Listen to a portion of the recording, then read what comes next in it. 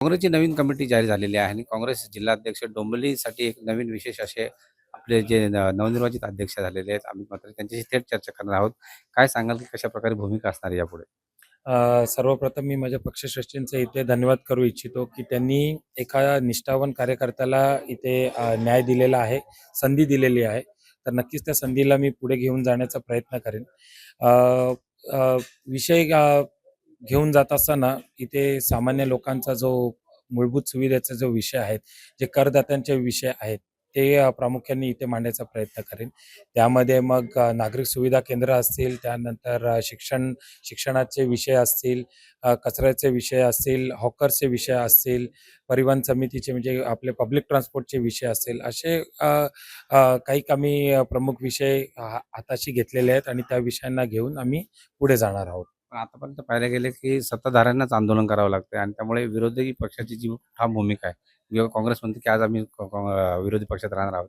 यापुढे कशी भूमिका असणार आहे? सत्ताधाऱ्यांना आंदोलन करावं लागतं आणि विरोधक शांत आहेत. ॲक्चुअली ही दुर्दैवी बाब आहे. तुम्ही जर का त्या आंदोलनांमध्ये बघितले असतील, तर ते कोणी इकडच्या पक्षात नाही येऊन तिकडच्या पक्षात गेलेले, म्हणजे कधीतरी ते विरोधकात असलेलेच लोकं तिकडे जाऊन गेले. आता त्यांना त्या भूमिकेला म्हणजे विरोधक सत्ताधारीच विरोध करायला लागतात, ही त्यांची दुर्दशा झालेली आहे. येणाऱ्या काळामध्ये आम्ही हे नक्कीच मानतो, की काँग्रेस पक्ष इथे कमकुवत झाला होता, पण येणाऱ्या काळामध्ये आम्ही त्याला नक्कीच एक बळकट करायचा आमचा एक प्रामाणिक प्रयत्न राहील. आणि तुम्ही बघालच की विरोधकांची भूमिका कशी असते. आम्ही हळूहळू ती मांडायची प्रयत्न करू. कल्याणच्या बुद्धभूमी फाउंडेशनतर्फे जो आंदोलन झालं त्यामध्ये काँग्रेसने सुद्धा उडी घेतलेली आहे. पुढे कशी भूमिका असणार?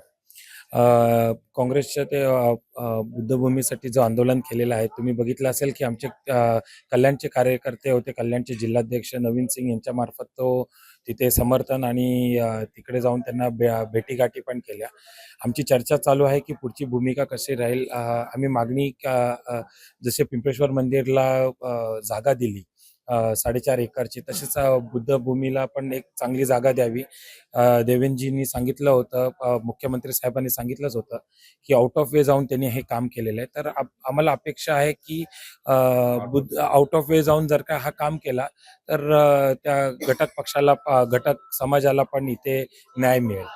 ज्येष्ठ कार्यकर्ते, पदाधिकारी, मामा पगार जो अन्याय झाला, त्याचे कशाप्रकारे आता ही भूमिका लढणार आहात? किंवा या अगोदर पक्ष ज्या पद्धतीने पाठी उभा राहिला होता, तो राहिला नाही.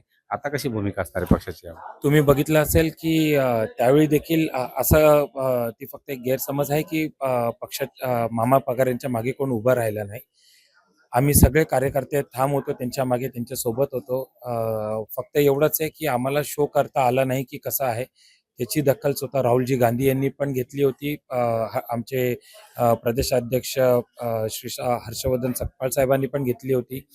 आम्ही देखील घेतली होती आणि त्यांनी येणाऱ्या काळामध्ये तुम्ही बघितलं असेल, की जे बिनविरोध आलेले नगरसेवक आहेत, त्यांच्या विरोधात जी याचिका दाखल केलेली आहे, ती येत्या 13 जुलैला त्याची पुढची सुनावणी आहे.